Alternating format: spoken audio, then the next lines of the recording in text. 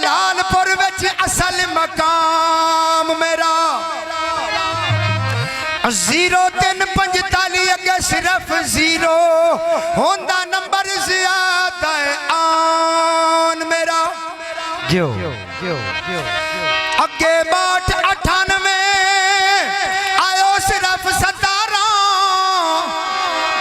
इसे ईद ते नाल सलाम मेरा कदी याद किसे वेले कर लिया कर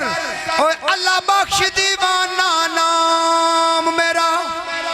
कहता है जनाब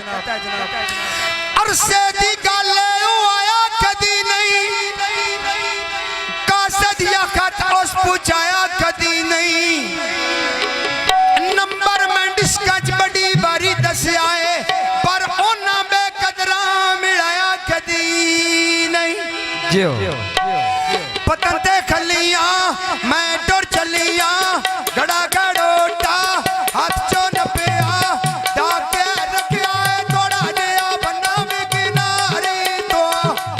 अल्लाह बचावे इन्ना बेकदरा दिया यारी तो अल्लाह बचावे बेकदरा दिया यारी तो अल्लाह बचावे बेकदरा दिया यारी तो